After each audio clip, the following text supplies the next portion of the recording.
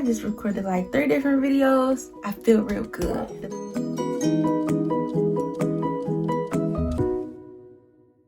But I forgot that I was supposed to do my December wrap up with the New Year's goals, and I didn't do the December wrap up. So it's gonna be weird that I'm gonna look different in my October and November, because I'm not doing that today. I done tired myself out a little bit. So I'm gonna just do the December wrap up real quick and let y'all know all the phenomenal, but how many books? 5 books in December. I thought I was gonna have another good year like last year. I read 22. We're still holding on to it. I only read 5 this December, but it's okay. The first book I ended up reading in December was I'm Glad My Mom Died by Jennette McCurdy. Everybody's been reading this book. I think it won the Goodreads nomination that it was in. And it was a really good book, but I only gave it 3 stars. And it wasn't that it was a bad book for me. It was just like the interviews and all the hype around the book ruined it. It's like there's nothing new. Like if you watch the interview, if you see people give reviews, you kind of already know what the book is about, so you didn't necessarily have to read it. I probably would have liked it more if I didn't watch those things going into it and then reading it, because then it would have been so much stuff that I was just like, wow, I did not know that happened. And it kind of makes you look back on all of her like pictures that she was a kid and realize she was not happy for her. Like you can definitely see it in the pictures, and I feel so bad that she went through half of the stuff that she did. And I'm glad she like put it in a book and let the world hear her story and her testimony, because it's like nobody would have knew. Like, this is what I endured, and y'all thought I, like, you know how people just never know what somebody's going through. And I feel like this book definitely reminds you. The next book I ended up reading was Monday's Not Coming by Tiffany D. Jackson. And this has been on my TBR for a long time. I just got in like this book club, and that was one of the picks of the book that they had us read. And I probably would have not gotten to this book if it was not for that book club.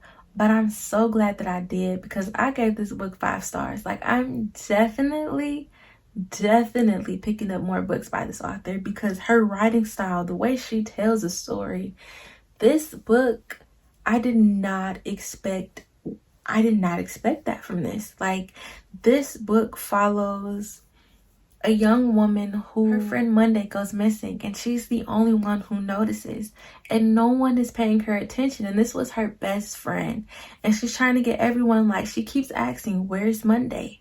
Where is she at? And you see stuff unfold through the story. They have like the before, and the after. So it's like 3 point of views of this book, in this book, to find out what happened to Monday. And this book is so sad. Like, it is. It really is. I didn't cry reading it, but it did leave me kind of emotional. Like, wow, I did not expect this at all. And it really reminds me of We Were Liars, but I highly recommend this book over We Were Liars. We Were Liars is like a slow burn. It doesn't get good until the very ending. This book pulls you in the whole time, and you never see it coming. The next book I ended up reading was The Housemaid, which is kind of now getting more attention towards the book, and which is why I read it. I did give the book 4 stars. I was having mixed feelings about this book. This book follows, I need to remember names. I'm gonna like put people's names in parentheses, because I get sick and tired of calling them the woman, that man, this person. I want to address by name, because I feel like it just helps the review a little bit more, because you keep saying this woman, this girl, just, I don't know, it's personal opinion. So this girl goes to this couple's house to become their housemaid, and slowly but surely, her being there, she's starting to realize something is off, but I can't put my finger on it. And it's like the wife of the household. It's just kind of weird. Like, she's starting to do a lot of, is she okay upstairs? And she's hearing little rumors in the town, and she's trying to figure out what's going on. But the husband, he's handsome, and she can't really want to keep her hands off the husband, because she works for this woman, and that's a married man. But what happens when it gets to the end is just, you wouldn't expect it. I see why the clout is there. It just, I don't know. It was just like interesting. I don't know how I feel about this book. Now, I say that, but this book made me go pick up another book by the author of The Housemaid, and I ended up reading The Inmate by the said same author, and I gave that book 4 stars. This book follows, I still can't remember the name. Parentheses here. Parentheses. It follows this woman's story of when she was a teenager, her boyfriend tried to kill her, and she put him away for like 8 years for murder, or 10 years. I think it's 10 years later. In the now of the woman 10 years later, and she becomes the nurse at the said prison that her ex-boyfriend that tried to kill her all those years ago is locked up at. This book had a lot of twists to it that I did not see coming, and it just kept going. Certain parts was here or there. See, it's an issue. I hate when there's a twist and we see the twist, but then the author tries to flip it and be like, haha, but that wasn't the twist. It's a personal thing. It's like, you thought. But you do see some things coming as you read, if you're used to reading thrillers like I am.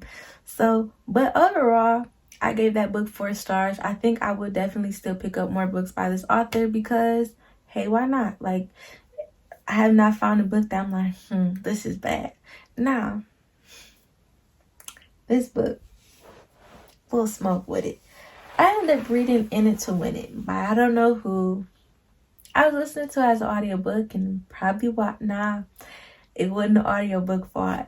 It follows this couple who were dating in college, but the woman character ends up disappearing and just never said anything to the dude, and he's heartbroken, but it's years later, they grown now, and they find each other again. So it's a second chance romance. Just see what's going on and how stuff gonna happen. Now, the ending was very cute, but listening to the whole book, it was just like, I don't want to listen to this. Like, I don't like the storyline. It's not cheesy in a good way. It's just like maybe because for me, I like drama. It wasn't enough drama. I can't really tell you what it was. But if you're into second chance romance, then it might be for you. For me, it just wasn't that. And that were all the books that I read in December. I did not have another 22 book month like last year. But there's always next time, right?